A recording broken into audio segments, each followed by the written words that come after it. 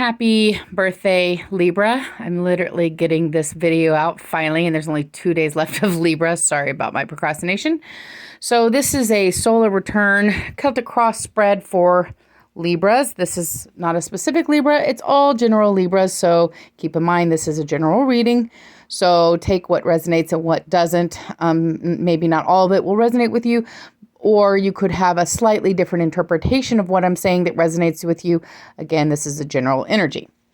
So we're going to start off with the current situation that Libras are finding themselves in. And it's really, what it is kind of a distraction energy. So this energy that you're currently in, you're feeling kind of restless. The reason why is because you've been in a rather stagnant energy that you really needed to move on from. In your past, recent past, there has been a relationship that may have been either trauma bonded or just something you needed to move on from.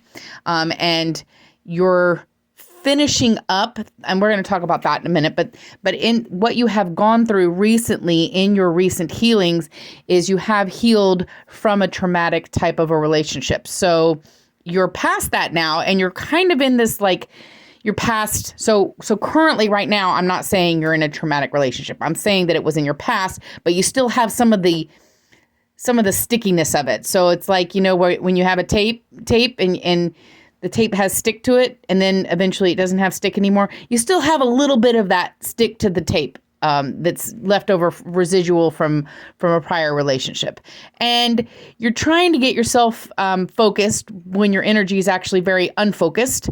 And you're just trying to move out of this kind of stuck energy, okay? So that's where you currently are.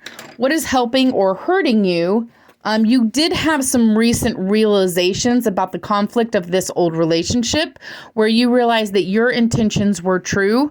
And there was a lot of this would have been any kind of connection that you would have healed from recently where there was a lot of conflicts in that connection. Okay.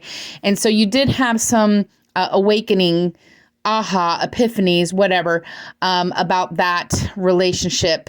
We have been going through some stuff in the sky recently that is causing us to see things extremely clearly in the recent weeks. So you had had some epiphanies about that old relationship, which is helping you to move on. Okay, so it's helping you really to move on from the last bit of that stickiness of those old energies in that old relationship that you needed. Or old, not even necessarily a romantic relationship. It's some kind of connection where there was definitely some not such great, there was some conflict. Okay. So a connection that you've had conflict, you're in the last bit of moving on from that situation because you've had some realizations that your heart was true. You were your intentions were pure. Okay. Whether or not the other person's intentions were pure, that's not for you to judge, but you did the best you could do, okay? And you're ready to move on. So what's been working at you at a deeper level, however, is a little bit more interesting. So there is some kind of self-worth issue here, all right? So there's kind of this, all right, so this is kind of like looking at other people or what other people have and thinking that the grass is greener on the other side because they have such a better life type of an energy, and it's affecting your self-worth. And this does kind of have to do with something that's materialistic, like money, or like a house that you live in. Like maybe you don't think that the place that you live is good enough, or maybe you don't think that your job is good enough, or maybe you don't think you make enough money. Okay, it's kind of that type of energy, and it is affecting your self-worth. And this is currently what is being worked at a deeper level. And something like this energy could have kept you stuck in a trauma type relationship or connection, maybe because you didn't have awesome self-worth in this area. There's also definitely, so at the hidden factors here, if there is any so this is the workaholic card that is showing up. If there is any workaholic tendencies for you, it is you're doing that because you don't want to be, you have a deep feeling of being left out. So if you're feeling like people are passing you by or leaving you out, and you think, in order to not be left out, in order to be included in the group, you've got to work really hard, and you've got to prove to them all, that it's like trying to prove your worth through your work, if that makes sense. So like if you're in a collaboration or a group, you feel like you have to prove your worth. Like they don't automatically accept that what you say is authority, if that makes sense. And there is this, whatever this is, it reaches you at a very deep level. Okay. And we're going to talk about that because that's going to come up in your, this is going to come up again in the solar eclipse that's about to happen. So let's look at what you've healed, okay? What you have healed in your past. This is a trauma bond, okay? So this is some kind of relationship or connection that you've had in the past that would have caused you to have to defend yourself in some kind of way. Okay, so whether it was with a toxic person or just, sometimes it's not necessarily a toxic person, but maybe the connection and how the two people interact is toxic. So like, for example, you have very different attachment styles and you have opposite attachment styles. When two opposite attachment styles, like for instance, somebody that's dismissive avoidant gets with somebody that's anxious preoccupied, that can be a toxic situation. That's a very toxic connection. Anyway, it was a difficult connection. You had to, your boundaries would have been called into question in this particular situation where you would have had to defend your boundaries, defend like who you are, if that makes sense. Like they were kind of belittling you or belittling your character, and you have had to defend yourself against this person, basically, and defend your boundaries. Now, you have had to heal from that, okay? So in the past year, this would have been the past year. In the past year, what you've really been working on is healing yourself from a toxic situation, okay? So now let's move on to the future. Because you have healed this. There's still a little bit of sticky residue left, okay? And you're basically handling that by distracting yourself with some new skill or new thing that you're doing or new project, something like that, and you're distracting yourself. But you have this something deep inside of you about your self-worth that is about to be addressed in the solar eclipse. So the solar eclipse is going to come in October 25th. That energy is going to be with you. It's the energy that sparks transformation, and that will be with you until March of 2023, and being completely resolved of it in May. So, it's something that you're going to be struggling with for a bit. So I definitely want to talk about that. Let's see. So for you, all right. So this is a lot of self-doubt. The self-doubt, like I said, it's an issue of self-worth, but you get defensive. So be very careful about feeling like you have to be in this energy when you actually don't. And the reason that you're feeling like you have to be in this energy is you were in this energy. Okay. So in your past connections, you have actually had to defend yourself, but you don't necessarily, okay? In the future situations, you don't, but it's like you're hypersensitive, which is understandable if you've been through a situation where, you had to defend your boundaries quite a bit and speak your truth quite a bit, then yeah, I mean, it's understandable that, you would be hypersensitive to this. But the problem is it's blocking opportunity for you. So you're having a lot of negative self-talk in your head about like it really has to center around work. So it's like you don't believe that you make enough money, or you don't believe that your house is good enough, or you don't believe that you contribute to the project. It's in that energy. Okay.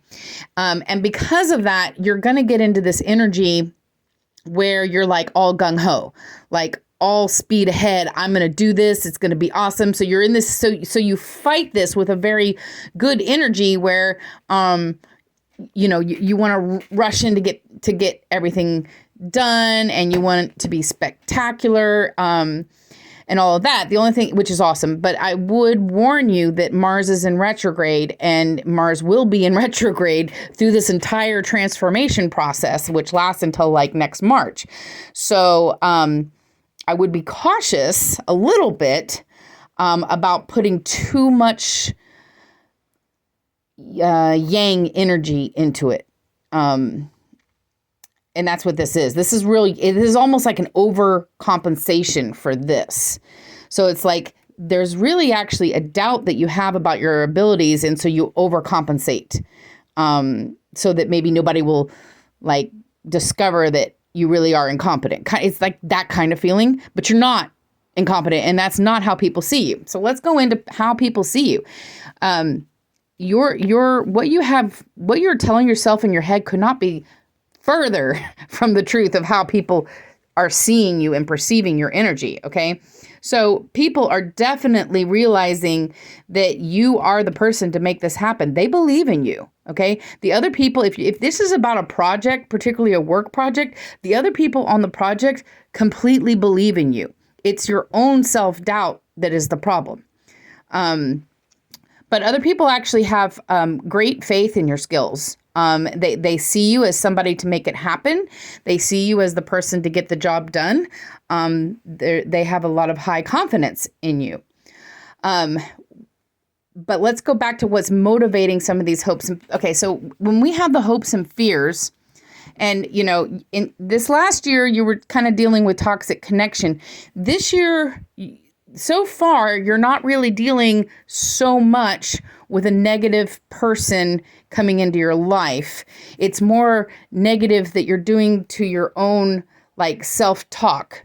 I don't know what I just did to the camera. I hope it's like negative self-talk is what's happening. So in your hopes and fears, okay, you do want to find romantic love, okay? But this romantic love for you is related to there's a monetary correlation here. Okay, so this is what I call the Quan.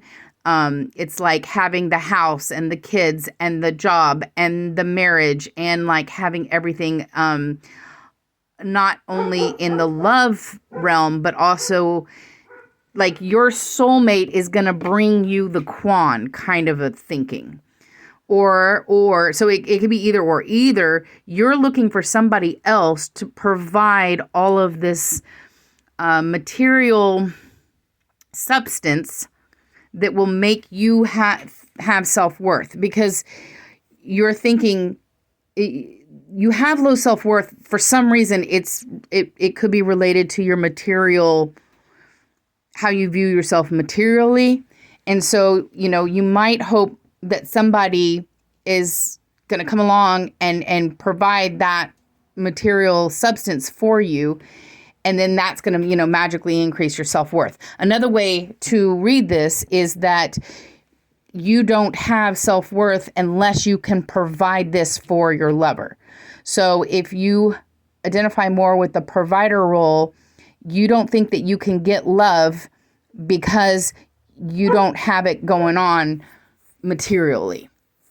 So it's like, why would this person want to be with me when I can't provide for them adequately type of a feeling? Okay, so this year you're really going to be working on this. It relates back to your self-worth, and it does have to do with your material level of success or attainment. So in the end, though, the transformation here, really interesting, we got it again. So the transformation here is moving from this material success to a success in a deeper kind of way that is more related to your passions. Sometimes you don't get paid so much when you're doing something that you're passionate about, but you're really truly happy, versus making a lot of money, but you hate your job. Okay. So, at the end, of this transformation that's going to be happening on the solar eclipse with you're going to be looking at really what your self-worth is. And, does what you have equal who you are? Is your job who you are, or is how much you make or where you live? Does that really say anything about your value? Because if you go back to other people's perception, like I said, this is only in your head. Other people aren't perceiving this of you.